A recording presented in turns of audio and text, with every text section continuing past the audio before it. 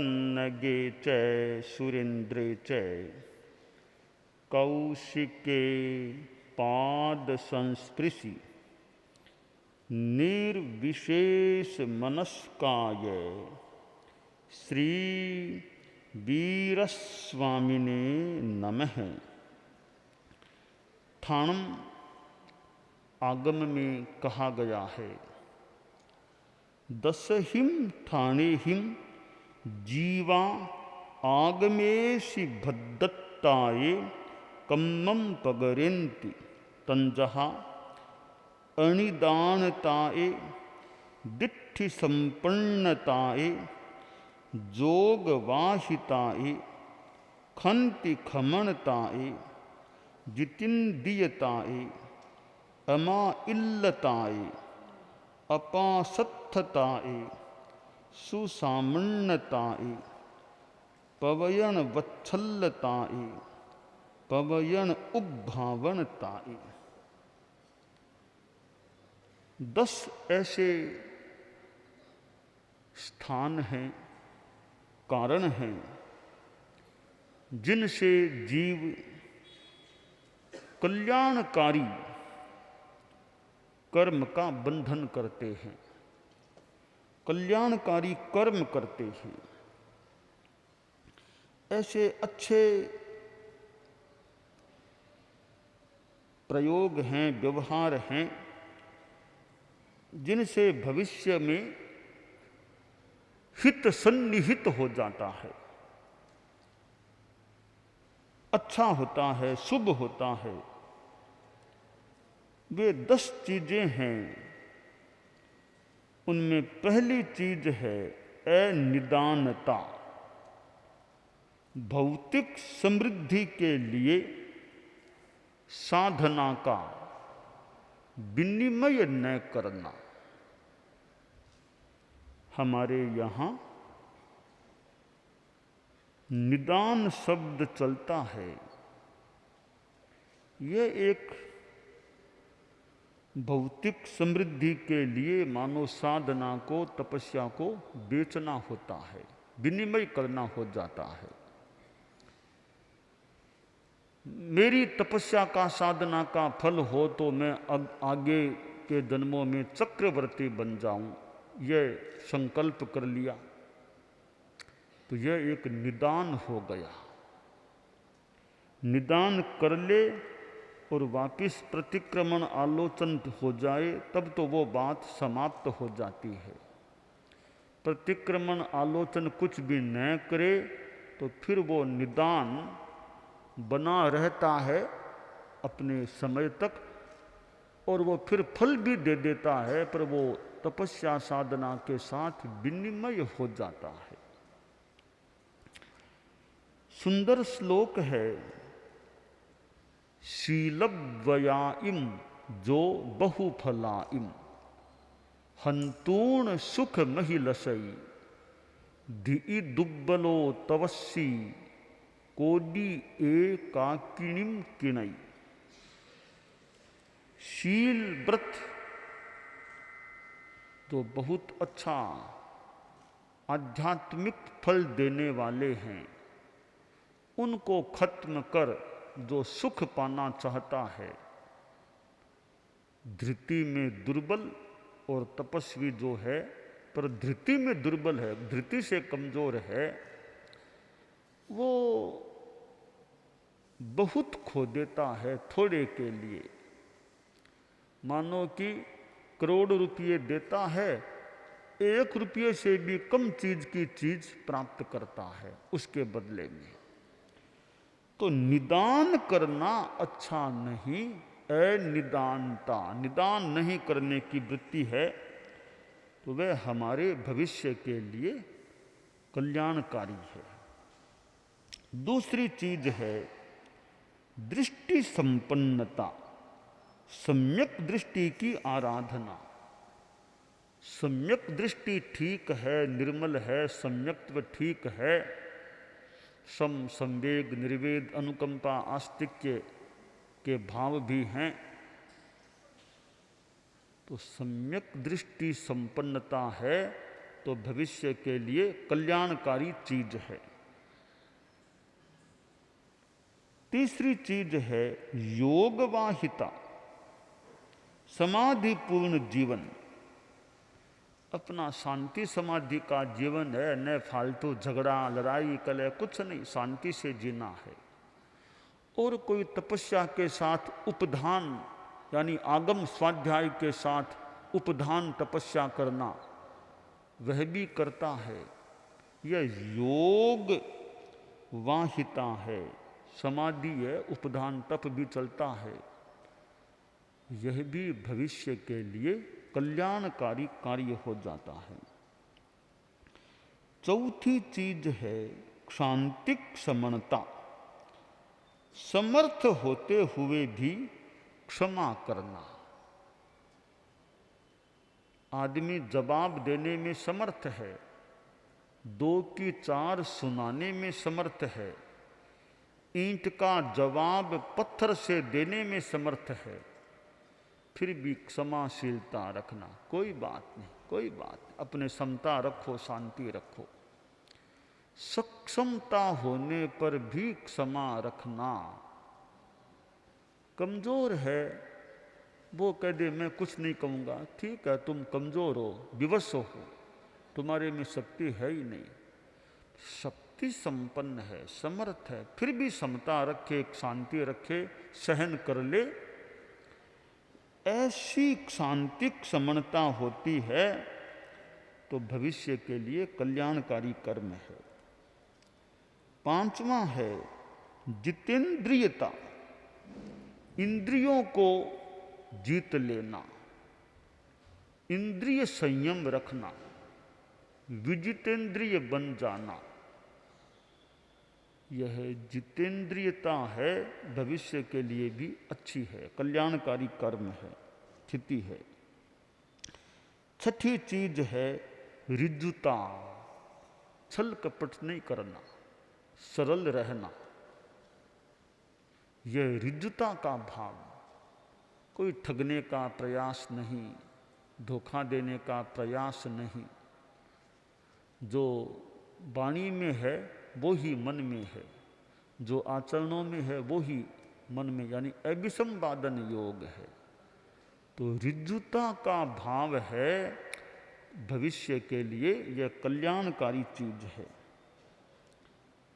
7वीं चीज है अपारस्वस्थता, ज्ञान दर्शन और चारित्र के आचार की शिथिलता न रखना। आचार में शिथिलता न हो, चाहे ज्ञान का आचार है, चाहे दर्शन का है, चारित्र का है, उसमें मजबूती रखना, कड़ाई रखना, शैथिल्य न वापरना। यह अपारस्वस्थता भी भविष्य के लिए कल्याणकारी है। 8वां है सुश्रामण्य, कोई साधु है, साधुपन अच्छा रखे, साधुपन को निर्मल रखे, सुश्रामण्य रखे, पाप श्रमण न बने, सुश्रमण रहे। तो यह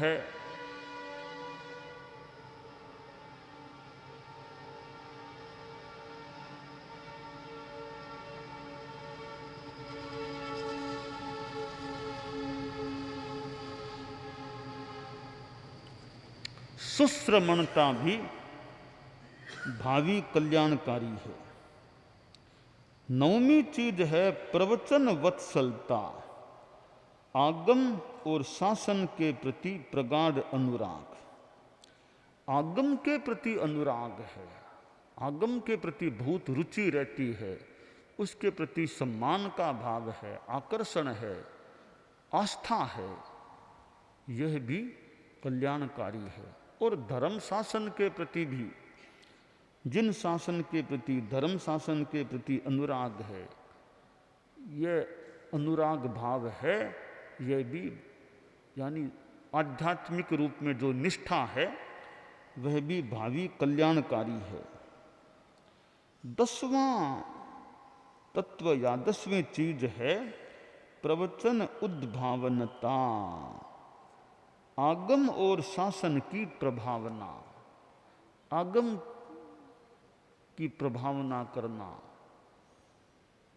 आगम की प्रशंसा करना, यथार्थ प्रशंसा करना, आगम के बारे में यदा कदा बात बताना, तो आगम की प्रभावना करना और शासन की प्रभावना करना। आध्यात्मिक संदर्भों में आध्यात्मिक प्रवृत्ति के रूप में शासन की प्रभावना। तो ये 10 चीजें हैं। पहली अनिदानता, दूसरी दृष्टि संपन्नता, तीसरी योगवाहिता, चौथी क्षांतिक समणता, पांचवी जितेंद्रियता, छठी अपारस्वस्थता, छठी ऋजुता, सातवीं अपारस्वस्थता, आठवीं सुश्रामण्य, नौवीं प्रवचन वत्सलता, 10वीं प्रवचन उद्भावनता। इस प्रकार के व्यवहारों से ये भविष्य के लिए कल्याणकारी स्थिति तैयार हो जाती है। तो वर्तमान हमारा कैसा है? वर्तमान भविष्य का निर्माता है। कोई कहे भाग्य विधाता। भाग्य विधाता, यह वर्तमान हमारा भाग्य विधाता है। वर्तमान जैसा होगा उसके आधार पर हमारे भविष्य का महल टिका हुआ होगा। इसलिए भावी कल्याण, भावी भद्रता के लिए हमारा वर्तमान अच्छा होना चाहिए। और वर्तमान अच्छे के संदर्भ में ये 10 चीजें जो ठाणम आगम में बताई गई हैं, ये हमारे लिए अनुसरणीय हैं। इन 10 चीजों में कषाय मंदता, कषाय हीनता की बातें आ गई, क्षमा की बात है, ऋजुता की बात है, अनिदानता है, तो अलोभ की बात भी उससे जुड़ी हुई है।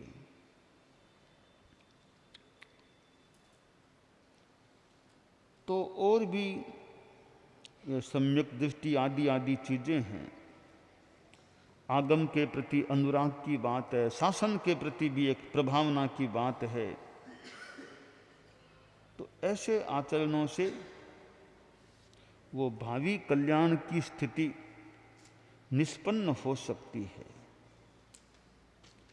परम पूज्य आचार्य भिक्षु, उनके जीवन को हम पढ़ें तो उनका आगम के प्रति या वीरवाणी के प्रति कितना निष्ठा का भाव रहा होगा, कितना आगम का अनुशीलन, स्वाध्याय उन्होंने किया होगा। उनके ग्रंथों को पढ़ने से भी कुछ अनुमान लगा सकते हैं। श्रीमद् जयाचार्य को देखें, उनका भी कितना आगम से संपर्क रहा होगा, कितना उन्होंने आगम का मंथन किया होगा। और भी हमारे पूर्वाचार्य हैं, भारमल जी स्वामी उत्तरद जयनानी का स्वाध्याय, ऐसे हमारे आचार्य हुए हैं जिनका आगम के साथ कितना संपर्क, कितना संबंध रहा है। परम पूज्य आचार्य तुलसी ने आगम संपादन का कार्य शुरू किया। आगम अनुवाद, टिप्पण, मूल पाठ का संपादन, परिशिष्ट, कितने काम आगम के संदर्भ में है। आचार्य महाप्रज्ञ जी ने तो आगम के कार्य में कितना अपना पसीना बहाया होगा। गर्मी में विराजे विराजे आगम की बात फरमाते, लिखने वाले लिखते, पसीना कभी आता रहता, पसीना पूछते रहते, जो भी। तो यह आगम के प्रति निष्ठा की बात आई है, अनुराग की बात आई है। तो हम इन 10 चीज़ों को जितना अपने जीवन के व्यवहार में प्रयुक्त कर सकें ताकि हमारा भावी कल्याण का कार्य हो सके, मैं भूल न करूं। आचार्य महाप्रज्ञ जी जीवन के अंतिम महीनों में या वर्षों में थे, तो एक बार फरमाया था कि मैं तो अब अगले जन्म की ओर यानी अगले जन्म की ओर ध्यान दे रहा हूँ, यानी भविष्य का कल्याण की बात। जो तो साधु जीवन है तो भविष्य कल्याण की बात है ही, फिर भी अवस्था आ जाए या शरीर की स्थिति कोई ऐसी बनने लगे तो विशेषतया भावी भद्रता, भविष्य का कल्याण, भविष्य की दृष्टि से आदमी को ध्यान देना चाहिए कि भाई अब 85-90 की उम्र में हैं तो आगे के हिसाब से भी जीवन की शैली को थोड़ा ढालने का प्रयास करें। 25-30 वर्ष के थे वैसे ही 85 वर्ष के भी वैसे ही थोड़े शरीर में भी अंतर आ जाता है, शक्ति में भी, और अपना लगे कि अब अपना ज़्यादा व्यक्तिगत साधना में समय लगाया जा सकता है, वो औचित्य लगे तो फिर उसमें ज़्यादा समय लगाएं। सारी बात का सारांश है भावी भद्रता, मेरी भावी कल्याण की। आप लोग गृहस्थ हैं तो ठीक है, 80 आ गए हैं, 85 आ गए हैं, अब धार्मिक दृष्टि से भी ज़्यादा सक्रिय बने। सामायिक कितनी कर सकते हैं, स्वाध्याय कितना कर सकते हैं, और धर्म ध्यान में कितना समय लगा सकते हैं, ठीक है। गारहस्थ्य के काम मान लो करने पड़ते हैं तो करने पड़ते हैं।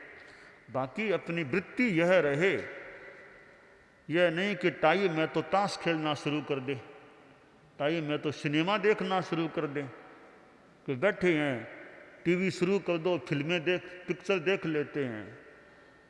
ये पिक्चर तो ठीक है, अब उम्र इतनी आ गई तो पिक्चर ये चीज़ें छोड़ कर स्वाध्याय करें।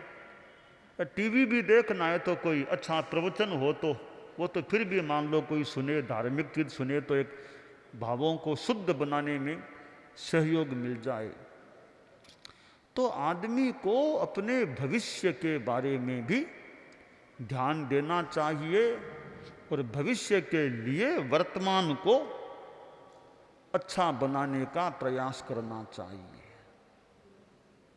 परम पूज्य आचार्य तुलसी ने अनुव्रत की बात बताई, वह अनुव्रत भी वर्तमान को अच्छा बनाने की बात है। वर्तमान अच्छा है तो भविष्य के अच्छा होने में भी योगदान मिल सकेगा। तो ये 10 बातें ठाणंग के 10वें स्थान के 133वें सूत्र में बताई गई हैं। वे एक भविष्य के कल्याण की दृष्टि से अच्छी चीज़ें हैं और इनको जीवन में जितना उतारा जा सके उससे हित प्राप्त हो सकता है।